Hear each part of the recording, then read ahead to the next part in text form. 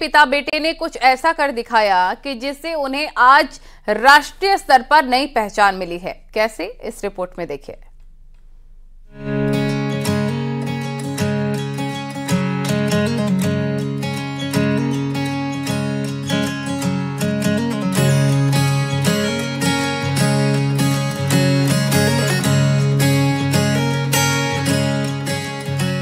कोटाबाग के कमल त्रिपाठी ने रामनगर के सावलदे में एक रिजॉर्ट बनाया।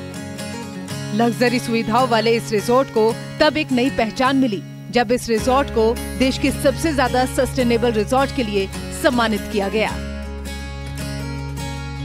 ये देखिए, हमारे लिए गौरव की बात है कि हमको सस्टेनेबिलिटी पर ये पुरस्कार मिला है। ये 18 तारीख को अभी मौर्य शेराटन होटल में उन्होंने ट्रैवल प्लस लेजर ग्रुप द्वारा दिया गया। ये काफ़ी एक प्रेस्टिजियस अवार्ड होता है जो नेशनली और इंटरनेशनली दिया जाता है। उत्तराखंड में पहली बार ये हमको उन्होंने अवार्ड दिया है। कमल त्रिपाठी के इस रिजॉर्ट के कामों में उनकी बेटी भी उनका हाथ बटाती है। उनकी बेटी आयु पर्यावरण के प्रति बहुत संवेदनशील है। इसी संवेदनशीलता का उन्होंने अपने रिजॉर्ट में भी ध्यान रखा है। उन्होंने यहाँ rain water harvesting, water treatment के साथ ही यहाँ के कूड़े के निस्तारण का जिम्मा अपने हाथों में लिया है, जिससे उन्होंने इस लग्जरी रिजॉर्ट को सस्टेनेबल बनाया है। मैं सस्टेनेबिलिटी की बात करूं, सबसे पहले इन्वायरमेंट के प्रति तो जो हमने आज के दिन करा है, आहाना पे आपका एशिया का लार्जेस्ट सीवेज ट्रीटमेंट प्लांट है जो 100% ऑर्गेनिक है। आपका कोई केमिकल, कोई एनर्जी की ज़रूरत नहीं पड़ती और इस पानी को फिर हम गार्डनिंग के लिए यूज़ करते हैं। वैसे ही हमने यहाँ पे रेन वाटर हार्वेस्टिंग करा है, तो हम लोग ग्राउंड वाटर टेबल को रिचार्ज करते हैं।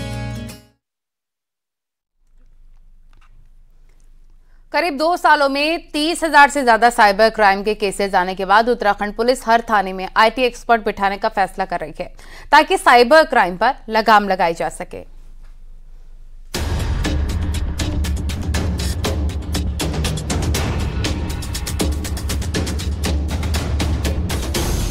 पिछले साल और इस साल अभी तक उत्तराखंड में अलग अलग मामलों में कुल 31,000 एफआईआर दर्ज हुई हैं। वहीं इस दौरान प्रदेश में 33,000 से ज्यादा मामले सिर्फ साइबर क्राइम से जुड़े हुए दर्ज हुए हैं।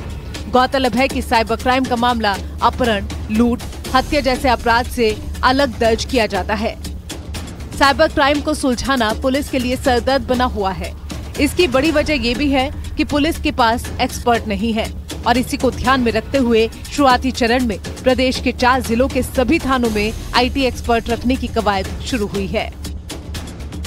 कुल अगर हम संख्या देखें 2022 और 23 का कंपैरिजन देखें तो इसमें इन हेड्स में कमी आई है, लेकिन साथ ही अगर देखें तो हम साइबर क्राइम में बहुत ज्यादा बढ़ोतरी आई है। जितना हमारा लगभग 15,000 प्लस जो आईपीसी क्राइम है, उतना ही लगभग कंप्लेंट्स भी एक साल में साइबर क्राइम्स की आई हुई है। तो ये एक उत्तराखंड पुलिस के सामने एक बेहद बड़ी चुनौती है कि साइबर क्राइम को हम कैसे डील करें। उत्तराखंड में औसतन रोजाना 45 मामले साइबर अपराधों से जुड़े हुए सामने आते हैं। पिछले 2 सालों के आंकड़ों पर नजर डालें तो साइबर अपराधियों ने करीब 55 करोड़ की ठगी की और अगर इसकी रिकवरी की बात करें तो केवल 5.5 करोड़ रुपए ही वापस मिल सके हैं। कुल मिलाकर लगभग 55 करोड़ रुपए का फ्रॉड इस साल रिपोर्ट हुआ है साइबर क्राइम की कंप्लेंट्स में, और जिसमें से लगभग हम 6.25 करोड़, जिसका मतलब लगभग 11-12% हम पैसा पीड़ितों का वापस करा पाए हैं। तो इसमें जितना जल्दी अगर कोई पीड़ित रिपोर्ट कर देगा उतने ज्यादा चांसेस रहते हैं पैसे वापस आने के। जहां तक कि ट्रेंड की बात की जाए तो अलग अलग तरह का ट्रेंड इस साल निकल कर आया है। मोस्टली जो केसेस आ रहे हैं और जो बड़ा साइबर फ्रॉड रिपोर्ट हो रहा है वो वर्क फ्रॉम होम और वीडियो लाइक करने के नाम पर। खबरें लगातार जारी हैं, वक्त बहुत ही छोटे से ब्रेक का।